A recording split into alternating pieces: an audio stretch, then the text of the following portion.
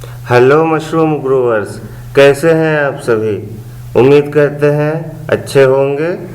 आज हम बताएंगे बटन मशरूम का उत्पादन पाइप विधि से, मतलब कंपोस्ट हम पाइप विधि से कैसे बनाएंगे। पाइप विधि से कंपोस्ट बनाने में कम समय लगता है। तो आइए जानते हैं कि पाइप विधि से कंपोस्ट बनाकर मशरूम की खेती कैसे करें।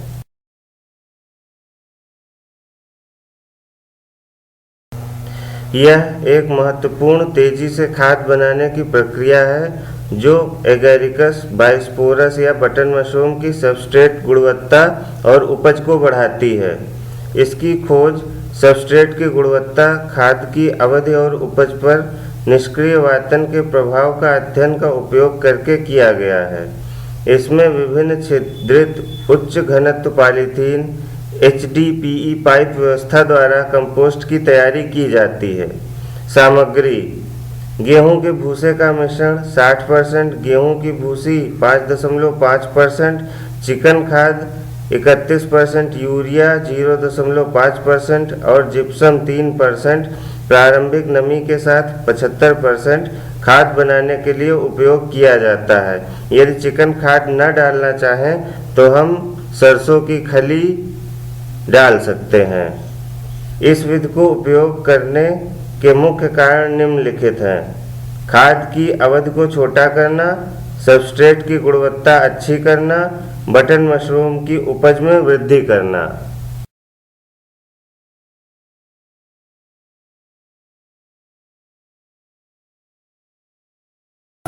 सबस्ट्रेट की भौतिक रासायनिक विशेषताएं: नमी, तापमान, घनत्व, पीएच, विद्युत चालकता, CN अनुपात और थर्मोफिलिक कवक गतिविधि कंपोस्टिंग अवधि के साथ भिन्न भिन्न होती है।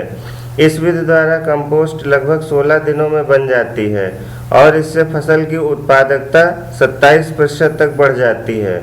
इस विधि में यह भी पता चलता है कि किस प्रकार हम कम समय में कम ऊर्जा व कम श्रम के साथ बुनियादी ढांचे का उपयोग करके मशरूम की अधिक फसल ले सकते हैं।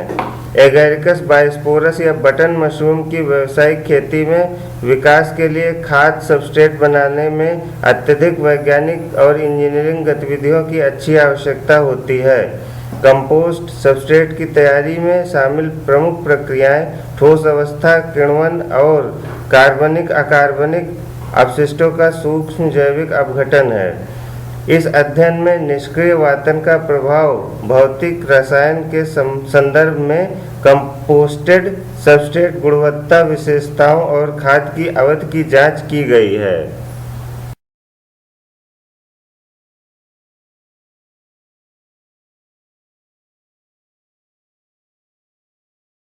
छिद्रित HDPE का उपयोग करके बटन मशरूम की उपज बढ़ाने के लिए यह विधि बहुत ही उपयुक्त है। यह विधि पर्यावरण के अनुकूल, कम लागत, कम अवधि, प्राकृतिक पाश्चुरीकरण और बाहरी खाद बनाने की तकनीक, थर्मोफिलिक कवक के स्वहीटिंग के आधार पर मशरूम की खेती की लाभप्रदता के लिए बहुत ही उपयुक्त है। अब इसमें नीचे एक सारणी मिलेगी जिसमें हम क्या क्या इंग्रेडिएंट्स डालेंगे तो उसके क्या क्या लक्षण होंगे, ये सारा कुछ दिया हुआ है। इसमें हम कुछ चीज़ें बताएंगे, बाकी लिखा हुआ है। जैसे इसमें MC का मतलब हो जाएगा मॉइस्चर कंटेंट, अलग अलग चीज़ों का मॉइस्चर कंटेंट कितना होता है। बल्क डेंसिटी लिखा ही हुआ है। पोरोसिटी का मतलब होता है नमी सोखने की क्षमता। pH वैल्यू दी हुई है। EC इलेक्ट्रिकल कंडक्टिविटी दी हुई है और पार्टिकल साइज कितना होता है वो नीचे की सारणी में सब कुछ दिया हुआ है।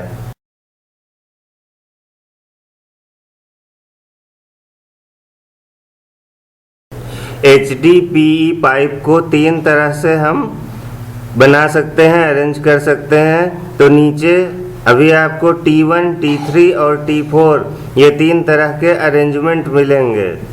तो आइए देखते हैं कैसे हम अरेंजमेंट उनका तीनों तरह से कर सकते हैं।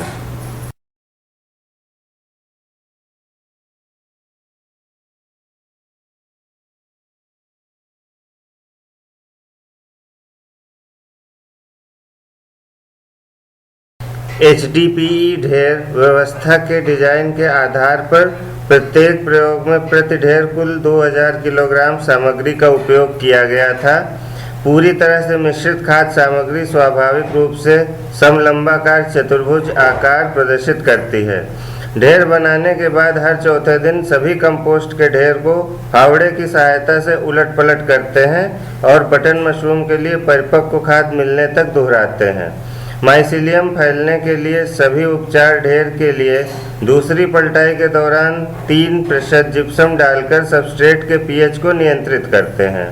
कंपोस्टिंग के समय पर्यावरण की स्थिति 28 ± 2 डिग्री सेंटीग्रेड और सापेक्षिक आर्द्रता यानी रिलेटिव ह्यूमिडिटी 65 से 85% थी।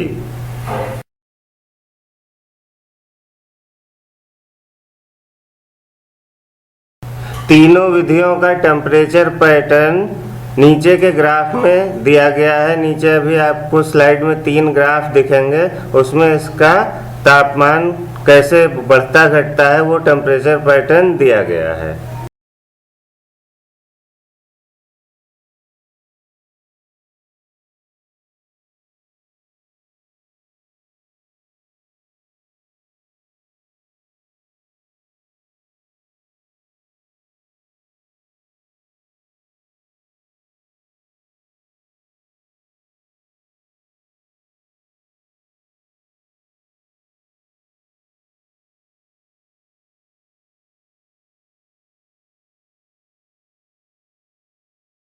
छेद युक्त पाइप 10% परफोरेशन विधि पुरानी कंपोस्ट विधि का ही नया और आधुनिक रूप है। इस प्रक्रिया ने सबस्ट्रेट की भौतिक रासायनिक विशेषताओं को महत्वपूर्ण रूप से बदल दिया, खाद की अवधि को छोटा कर दिया और ढेर खाद के रूप में मशरूम की उपज को लगभग 27% तक बढ़ा दिया है। यहाँ बटन मशरूम की खेती के लिए कम से कम कंपोस्टिंग अवधि 16 दिन में गुणवत्ता युक्त कंपोस्ट प्राप्त करने के लिए T3 10% छिद्र के साथ समानांतर व्यवस्था सबसे अच्छा पाया गया है। यानी कि जो हमारा प्रयोग T3 है, पाइप व्यवस्था T3 में जो दिखाई गई है वह सबसे ज़्यादा उपयुक्त है। कंपोस्टिंग के दौरान सबस्ट्रेट के कणों का आकार और उसके वितरण, प्रतिशत हवादार क्षेत्र, HDPE पाइप व्यवस्था और पर्यावरणीय परिस्थितियों सहित सामग्री की विशेषताएं भी सबस्ट्रेट गुणवत्ता को प्रभावित करती हैं। यानी कि जितना अच्छा हम सबस्ट्रेट डालेंगे उतनी ही अच्छी हमें खाद मिलेगी।